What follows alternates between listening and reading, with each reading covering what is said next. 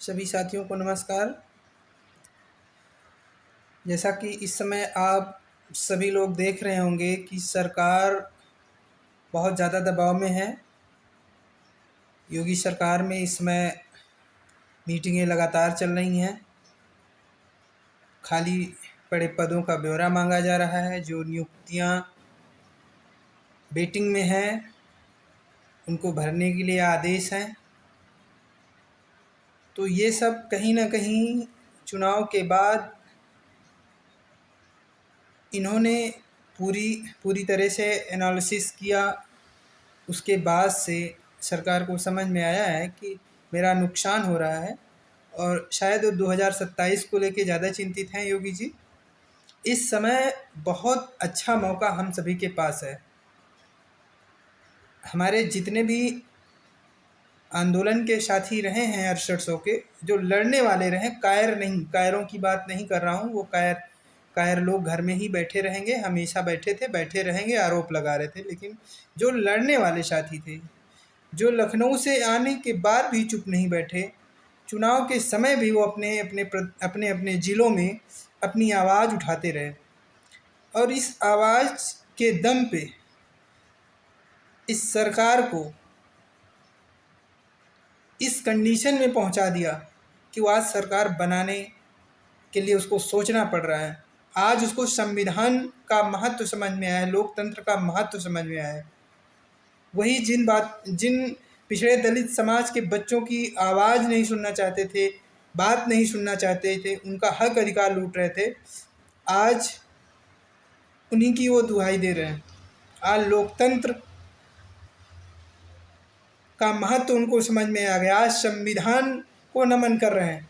अभी इसके पहले तक संविधान का कोई महत्व ही नहीं था उनकी समझ में। उनके लिए कोई महत्व नहीं था संविधान का।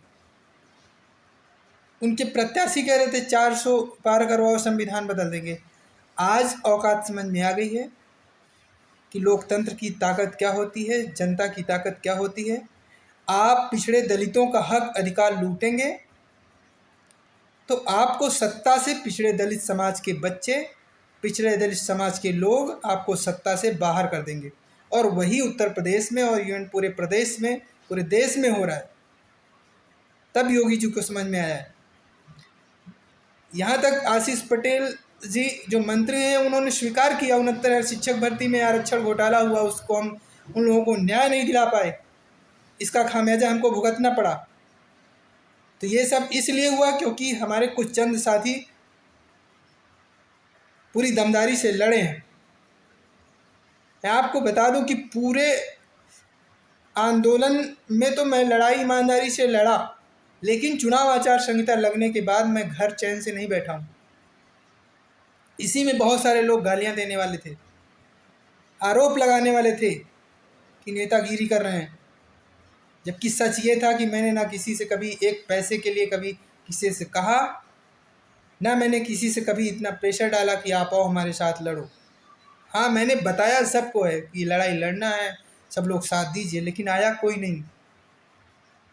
इतनी बड़ी बड़ी घटनाएं हमारे साथ हो गई, उसके बाद भी कुछ जिम्मेदार लोग, जो जिम्मेदार लोग भी हैं, वो भी हमारे पास फ़ोन करके, आंदोलन के ही कुछ साथी हमारे पास फ़ोन एक बार नहीं किए, एक बार ये नहीं कहे कि अमित भाई क्या बात हुई, कैसे हो।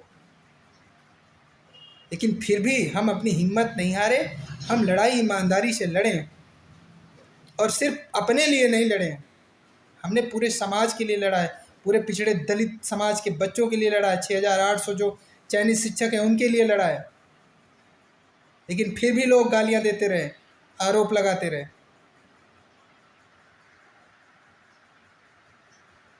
भाई आपको लड़ाई नहीं, आप घर चुपचाप बैठो, आप कोर्ट का इंतजार करो, लेकिन किसी पे आरोप तो मत लगाओ। और फिर उस पे लगा रहे हो जिसने एक पैसे कभी किसी से लिया नहीं, उसको तुम लोग बोलते हो नेतागिरी कर रहा है, जिसको नेतागिरी से कोई मतलब नहीं। इसलिए आप सभी से अनुरोध है कि इस चीज़ों को जो भी पहले की रही हैं, जो शिकायत रही हों, उन सब चीज़ों को आप एक किनारे रख दीजिए। ये समय है लड़ने का, एक साथ लड़ने का, एक साथ मिल के लड़ने का।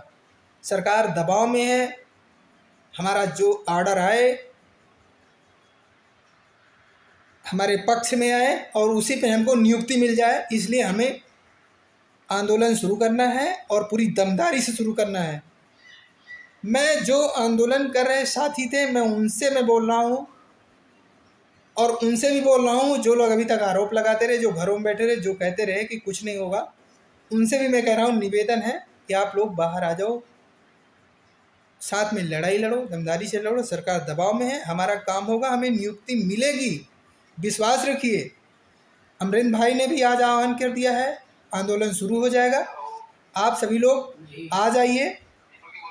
इसलिए आप सबसे निवेदन है कि जो भी है, जैसा भी है, आप लोगों को जो भी शिकायत रही हो, आप लोग उस चीज़ को एक किनारे करो, आप लोग एक साथ होके आइए, लड़िए, आंदोलन शुरू करते हैं, पूरी दमदारी से शुरू करते हैं और हम लोग जीतेंगे।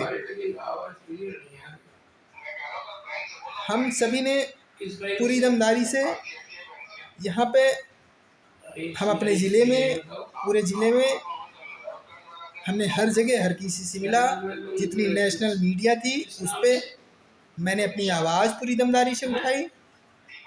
हमने सब कुछ किया, इस लड़ाई के लिए मैंने सब कुछ किया, हर तरीके से लड़ा, न गर्मी देखी न धूप, कुछ भी नहीं, मैं लगातार लड़ता रहा और उसका परिणाम है कि इसका असर इस चुनाव में दिखा और इसको स्वीकार करने वाले लोग भी हैं, इतना जान लीजिए।